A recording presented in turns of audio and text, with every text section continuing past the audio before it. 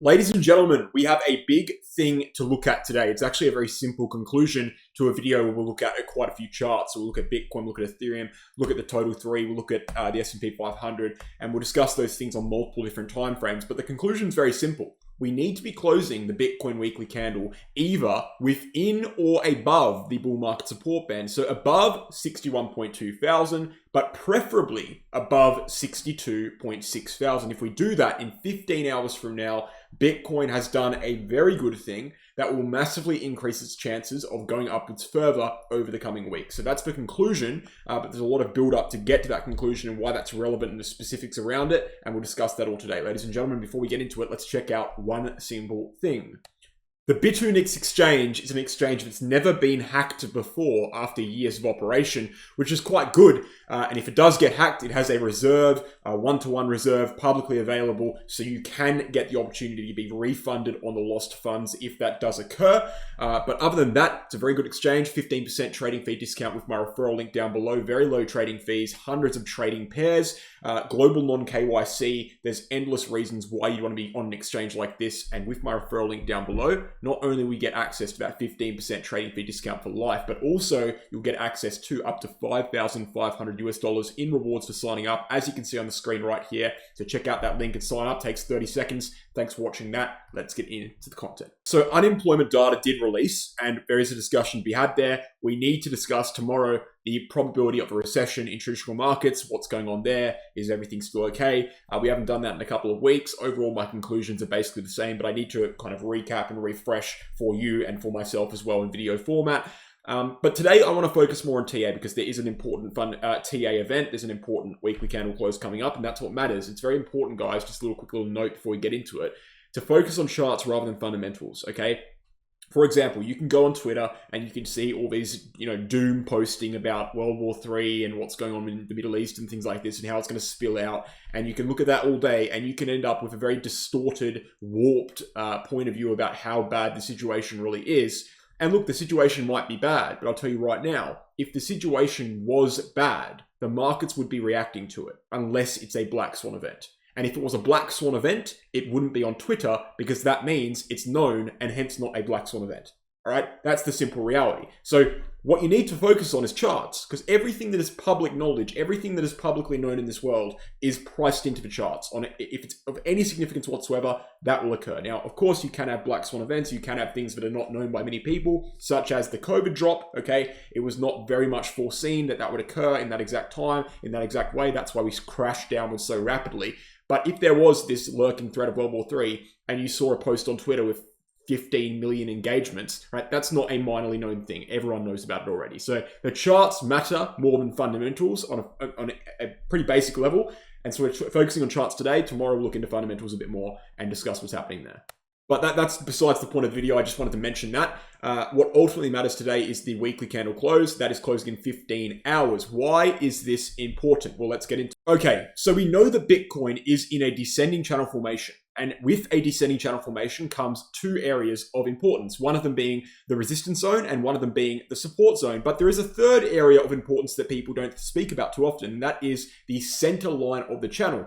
A channel is made up of two parallel lines, and hence there can be a line placed dead center in the middle, another parallel line, a third parallel line, which can be the center line of a channel, which often acts as support and resistance in the interrange region. So in this case, it's acted as very strong support and resistance on multiple occasions, going all the way back from around April, so 6 months ago. I'm just circling a few occasions here. You can see bounces and rejections over and over again. Check out where I'm circling right now and you can see them. There's many, numerous, maybe 10 or 12 occasions of support and resistance, but the most recent one is the most interesting because, as you can see, on this recent correction downwards from 66,000, we actually came downwards and found support on the center line of a channel, bounced off of it, and now we are pressing up against resistance, looking to break out. And what is that resistance, guys? It is the bull market support band, okay? That's why this bull market support band is so important. That's why this weekly candle close is so important. The bull market support band is a weekly chart indicator. And after coming downwards and flipping the center line of that channel in a descending wedge formation, breaching to the upside, we have now formed a neckline of resistance at around 62,500. It could be seen as some sort of cup and handle formation. Doesn't really matter what you see it as. The fact of the matter is there is a neckline of resistance at around 62,500. And we know for a fact that the bull market support band is currently sitting at 62,600, just above that neckline of resistance. And so we can deduct, right, knowing how important this level is, knowing how important this indicator is, historically speaking, for Bitcoin, we can deduct then that the bull market support band is actually what is offering resistance on Bitcoin right now. And hence breaching that will put Bitcoin in a position where it's able to lock in that this was another higher low in the larger upwards trend, okay? And then we can move upwards to form a higher high, which would likely be at the breakout point of the channel. So we can look to break the channel. Now, the one thing stopping Bitcoin is that 62,500 level. Now, it's not only the bull market support band in that region, it's also things like, for example, let's go ahead and bring up the volume profile. You can see the POC is around that price region, very big spikes in the volume profile. Bollinger Bands as well, compressing quite tightly, showing us a move is very, very close, but the center line of the Bollinger Bands is at around 63,000. So there's quite a few things in that region. It's not just the bull market support band. 200 SMA is just above that level at 63,500. It is a very tight compressed region. After months and months and months of compression here on Bitcoin within this channel, all of the moving averages have come together in this one kind of vague 2,000 USD price region around 62 to 64,000, and we need to clear that level. We need to jump that hurdle, and if we do so, it's pretty much open season. Bitcoin can kind of stride to the upside with minimal resistance. So that's what's important right now. The weekly candle close is coming. And look, it's not the end of the world if Bitcoin doesn't close above the bull market support band. As long as we close at least within it, as long as we're showing at least that we have support within it from the bottom line at 61.2K, we're okay. Like, as long as Bitcoin closes above 61.2, we're fine. That's not just the bull market support band's low, but it's also a very important shorter time frame support level, which we've discussed many times. It also is, by the way, the monthly chart all-time high from the 2021 bull market. So 61.2K is the support zone. It's the absolute lowest that we can go on this weekly candle close while remaining healthy. But provided we remain above that, the next step to the bullish direction is closing above it as a whole. So fingers crossed that we get a weekly candle close above that bull market support band. That is what we need to see for maximum bullish confirmation. And it's not just Bitcoin that's showing this. I mean, the Ethereum chart's reflecting exactly what Bitcoin's doing right now. Just like Bitcoin, it has an upwards trend potentially forming. It hasn't really breached a high yet, but it's got the higher lows. It's got a support zone on the RSI. Rejected from resistance, came down. Flipping a support zone would be great to move upwards. Total 3 is exactly the same. We have a very strong support line on the RSI, as you can see, for stepping backwards in 2022. We have a very strong structure, a bullish descending wedge formation, which broke to the upside, but we've found a neckline of resistance, and we're kind of hovering downwards now on support, just like Bitcoin on that bull market support band, looking to close either within or above it. And even the S&P 500 is showing a similar thing right now. Breaching all-time highs and coming back down in a correction, but flipping that previous all-time high level and heading upwards again, but again, not able at this point to breach the recent high. So all of the markets, right, all of the assets, whether it be crypto, whether it be S&P, doesn't matter what it is, are showing the same thing right now. Basically, they all look quite good. They're looking strong.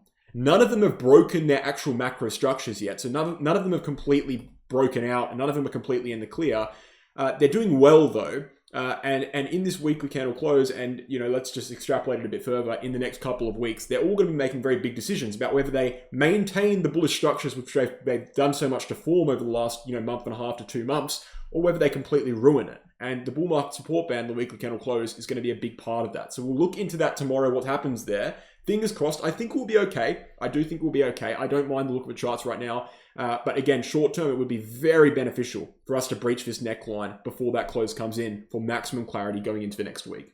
I did a YouTube community poll. I asked you guys what you were doing with Bitcoin right now. Most of you guys say you're holding. 20% say you're buying. Not many are selling, and not many on the sidelines. I still think that, holding or sidelining at this point is probably the way to go. I really don't think this is a time to buy or sell. I just don't. I think you should be making macro decisions based on macro timeframes. And right now, there's no macro timeframe breakout. There has not been for 7 months. So any decision to buy, and even most of the time decisions to sell, I think were misguided, sparing few occasions. And there were occasions where I was torn up in as well.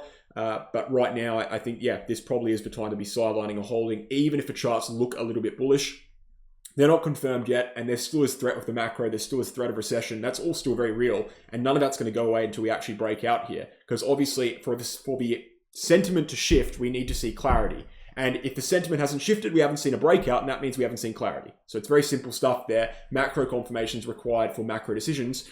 And that's what the polls kind of reflected. Most of you guys seem to agree with me there, with not many people actually choosing to make active decisions right now. Only about 29% of people buying or selling. The rest are kind of holding or waiting. So I think that's quite logical.